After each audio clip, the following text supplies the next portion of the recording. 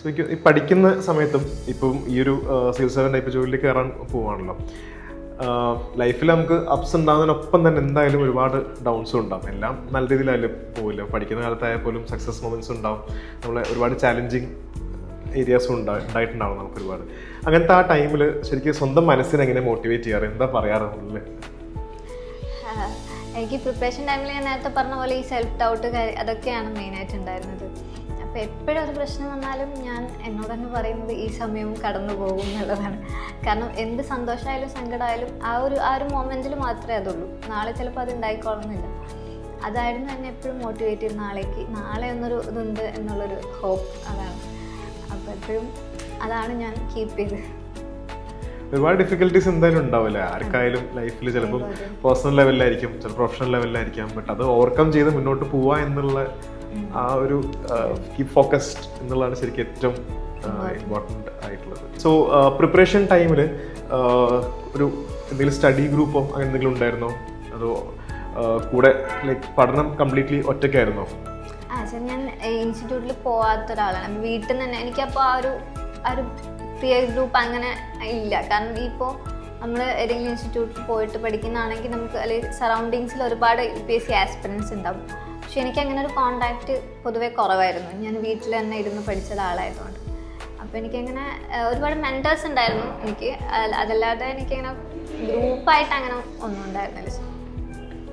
So നമ്മുടെ ഇപ്പോൾ UPSCക്ക് prepare ചെയ്യുന്ന നമ്മുടെ GC IS അക്കാഡമിയിലെ സ്റ്റുഡൻസിനോട് ഷെയർ ചെയ്യാൻ പറ്റുന്ന കുറച്ചൊരു ടിപ്സ് ആൻഡ് ട്രിക്സ് അല്ലെങ്കിൽ ഒരു എന്താ പറയുക കോർ ഇൻസ്ട്രക്ഷൻസ് എന്തൊക്കെയായിരിക്കും? എനിക്കും നമ്മൾ സ്റ്റാർട്ട് ചെയ്യുമ്പോൾ എങ്ങനെ ക്ലിയർ ചെയ്യും? ഇപ്പോൾ ടോപ്പേഴ്സിൻ്റെ ഇൻ്റർവ്യൂസ് ഒക്കെ കേൾക്കുമ്പോൾ അതാണ് ഇപ്പോൾ നടന്നുകൊണ്ടിരിക്കുന്നത്.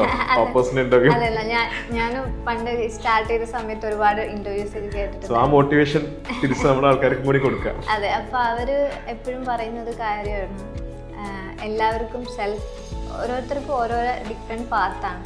അപ്പോൾ ഞാനിങ്ങനെ വിചാരിച്ചിട്ടുണ്ട്, അതെന്താ അവർ ചെയ്തത് എങ്ങനെയാണോ അതുപോലെ തന്നെ നമുക്ക് ഫോളോ ചെയ്താൽ പോരെ എന്ന് ഞാൻ വിചാരിച്ചിട്ടുണ്ട്. പക്ഷെ അത് തെറ്റാണ്. കാരണം ഓരോ ഇൻഡിവിജ്വലും ഡിഫറെൻ്റ് ആണ്. അപ്പോൾ ഓരോരുത്തരുടെ സ്ട്രെങ്ത്തും വീക്ക്നെസ്സും ഡിഫറെൻ്റ് ആണ്. ഇപ്പോൾ എനിക്കിപ്പോൾ പൊളിറ്റി ഈസിയാണ്, പക്ഷെ വേറൊരാൾക്ക് polity easy ആയിക്കൊള്ളണമെന്നില്ല.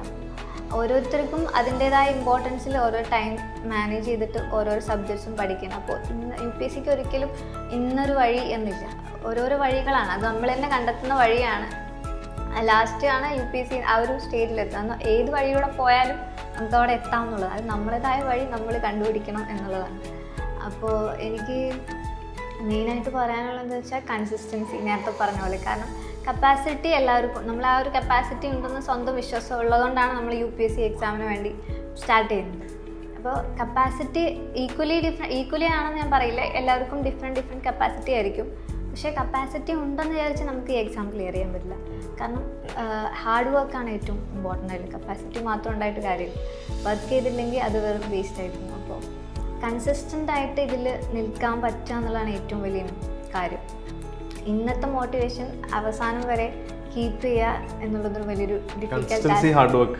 Basically short cuts ഒന്നുമില്ല, അതിനുവേണ്ടി നമ്മൾ അത്രയും ഹാർഡ് വർക്ക് ചെയ്ത് പിന്നെ പ്രീവിയസ് ക്വസ്റ്റ്യൻസ് എന്താണോ നമ്മളിപ്പോൾ UPSC നമ്മളിപ്പോൾ വായിച്ചുകൊണ്ട് കാര്യമില്ല, അതെങ്ങനെയാണ് UPSC ചോദിക്കുന്നത് നമ്മൾ അറിയണം. അപ്പം ഞാൻ ചെയ്തിട്ടുണ്ടായിരുന്നത് ആദ്യം പ്രീവിയസ് ക്വസ്റ്റ്യൻസ് നോക്കി ഒരു സബ്ജക്റ്റ് വായിക്കാൻ തുടങ്ങുമ്പോൾ, ഒരു ടോപ്പിക്ക് വായിക്കാൻ തുടങ്ങുമ്പോൾ ആദ്യം എടുത്തിട്ട് എങ്ങനെയാണ് ഇതിൽ നിന്ന് ക്വസ്റ്റ്യൻ വരുന്നത് എന്ന രീതി അതിനനുസരിച്ച് UPSC ആ ഒരു രീതിക്കാണ് പഠിക്കാൻ സ്റ്റാർട്ട് ചെയ്തത്.